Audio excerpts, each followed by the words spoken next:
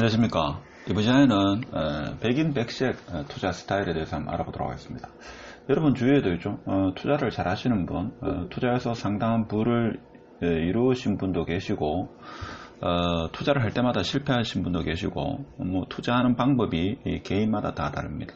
제 주위에도 뭐 주식, 채권, 국채, 뭐 달러, 뭐 기타 등등 있죠. 뭐 금, 은, 뭐 다양한 곳에 이렇게 투자하는 분들이 많습니다. 그래서 이러한 특징들에서 몇 가지 알아보고 유형들, 제 지인 중에서 이러한 쪽으로 투자 스타일에 대해서 지금 현재 예를 들면 비슷한 금액대 부동산 투자를 한 25억대 정도 이렇게 하고 있는데 시세 차익을 주안점에 두는 분이 계시고 고정형 수입, 즉 월세이죠. 월세를 따박따박 받는 것에 주안점을 두고 이렇게 투자하신 분, 지금 현재 상황에 대해서 간략하게 소개를 하면서 각자마다 어떤 목표와 방향성이 중요하다, 그런 주제로 한번 이야기해 보도록 하겠습니다.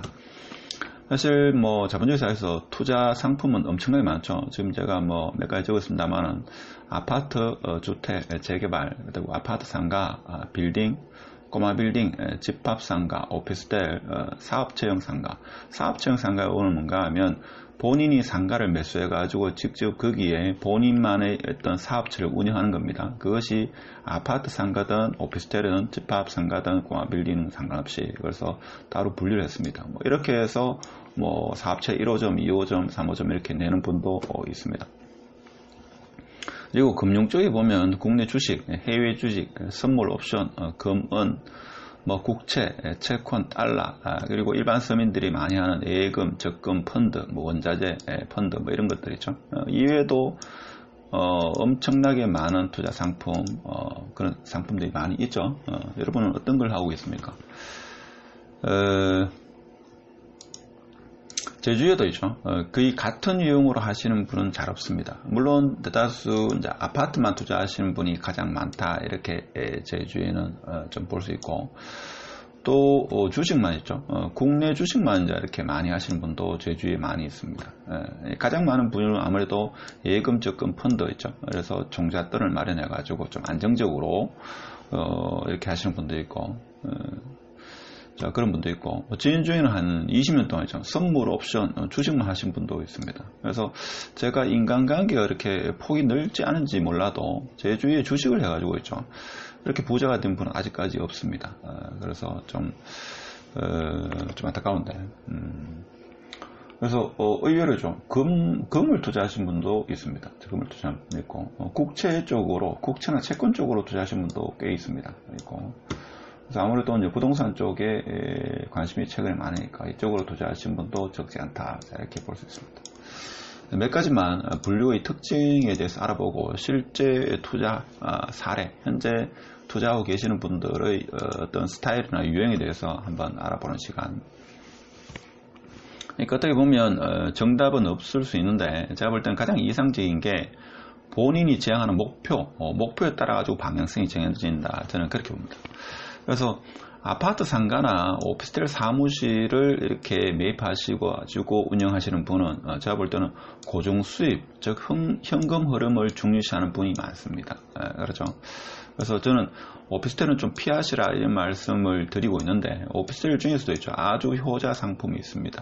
제 지인 중에서 오피스텔만 투자해가지고 아주 안정적인 흐름을 그렇게 창출하시는 분도 있다.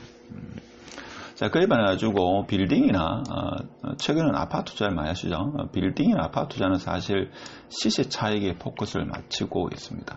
근데 고정 수입도 좋고 시세 차익도 좋은 거, 자, 이런 것은 거의 제가 볼 때는 사기에 가깝습니다.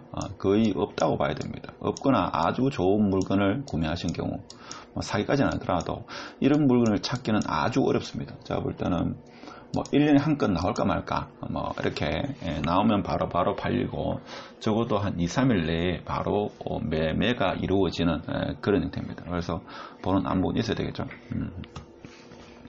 그래서 예적금 같은 경우는 이제 종잣돈을 모읍니다. 제가 왜 종잣돈을, 이거를 예적금을 왜 적었는가 하면, 보통 예적금을 하시는 분이 있죠.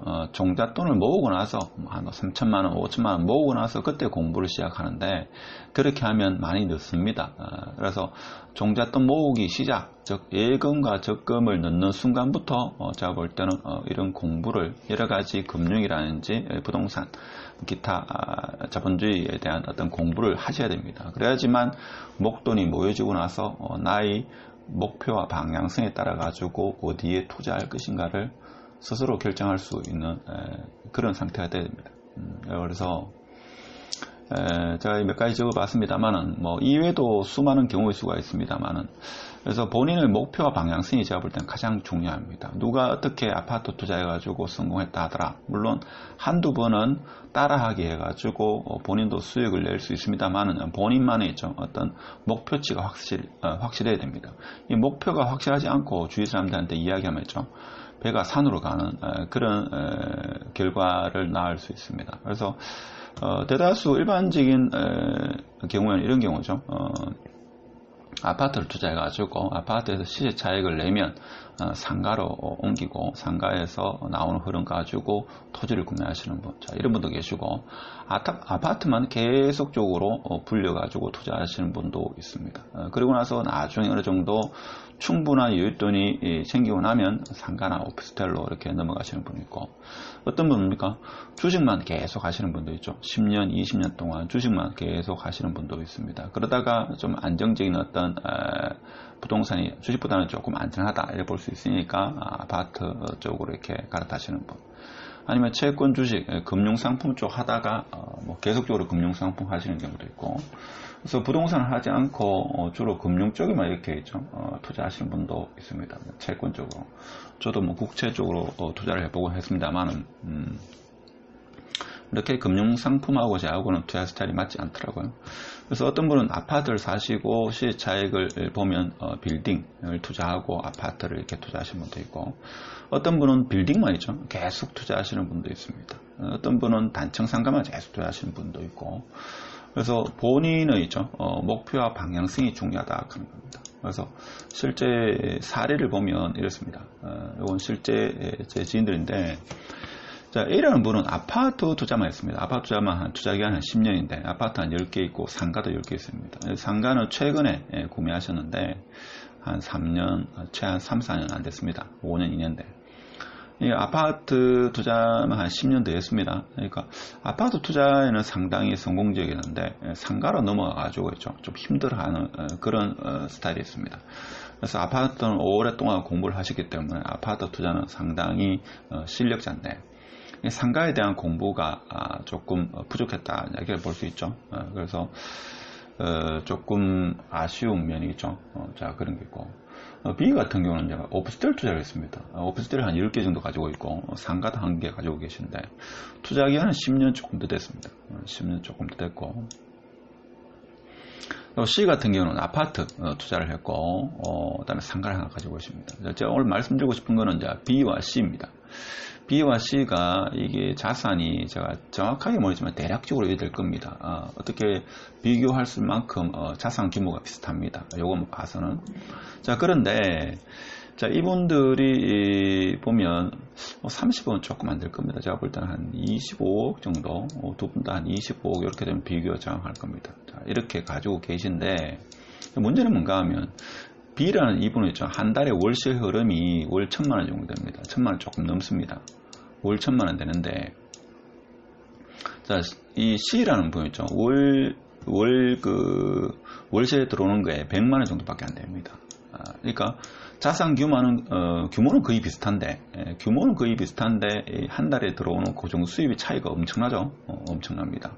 물론 시세 같은 경우에는 시세 차익은 아파트가 있죠, 최근에 많이 올랐기 때문에 시세 차익은 많이 봅니다만은, B분과 C분의 라이프 스타일이 있죠, 판이하게 다릅니다. 그러니까 B분도 직장생활을 하고 C분도 직장생활을 하시는데, 자, B분은 직장에서 받는 월급 플러스 외 수입이 월 1,000만원이 넘습니다. 그러니까 이렇게 된 지가 지금 꽤 됐습니다. 한 7년 정도 됐는데, 그러니까 한 달에 고정 수입이 거의 한 1,600, 1,700 정도 되니까 아주 유롭죠. 아주 유롭습니다. 그래서 거의 비슷한 자산 규모, 부동산에 대해서 자산 규모는 비슷한데 이게 월 현금 흐름 차이는 어마무지하다. 물론 C분이 시세 차익은 더 많이 이룰 수 있죠. 왜냐하면 이 오피스텔 같은 경우는 그동안 한 10년 동안 투자했는데 이것도 가격이 오르긴 올랐는데 아파트만큼 시세 차익은 없습니다. 그렇죠. 그래서 여러분이 매달 현금 흐름을 중요시할 거냐 아니면 시세 차익을 거둘 거냐 이걸 잘 따져봐야 됩니다. 그렇죠. 물론 C2분이 5년이 아니고 한 10년 전부터 했으면 이 아파트 상승분은 어마무지했겠죠. 그렇지만 지금 현재 비슷하다고 봤을 때 거의 비슷합니다. 그래 봤을 때 이게 그 월 현금 흐름에서 엄청난 차이가 나더라.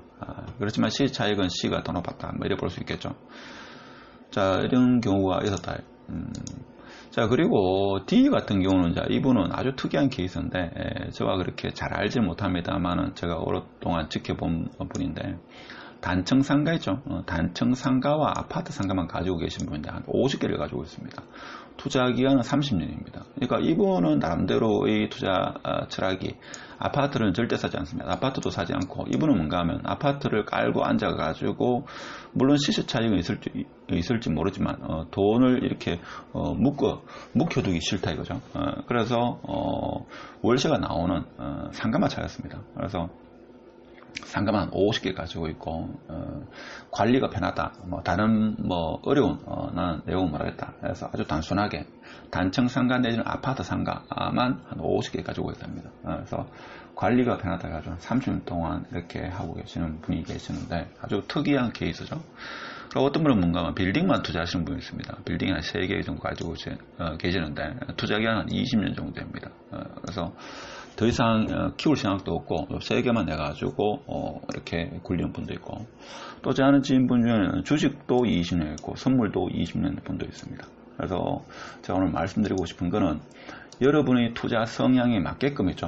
일단 투자 성보다는 목표를 정합니다. 목표. 나는 만일에 한 10억 정도의 자산을 이루기를 원한다. 아니면 나는 현금 흐름 한 달에 월급 외에 한 500만 원 이루기를 원한다. 그러면 그에 따라 가지고 투자하는 방향이 정해진다 하는 겁니다.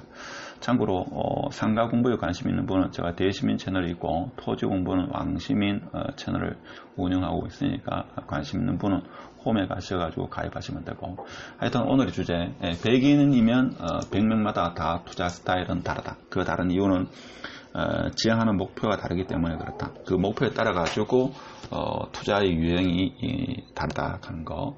어느 것이 더 좋다 그러다 볼 수 없지만 저는 개인적으로 봐서는 현금 흐름이 상당히 중요하지 않겠나. 특히 지금같이 불확실성인 시대가 최고조인 그런 현실에서 올 연말까지 코로나가 지속되는 상황에서 현금이 중요한 시점이 되지 않겠나 이런 생각을 해봅니다. 자, 이것으로 오늘 영상 마치도록 하고 구독, 좋아요는 영상을 지속하는 힘입니다. 마치도록 하겠습니다.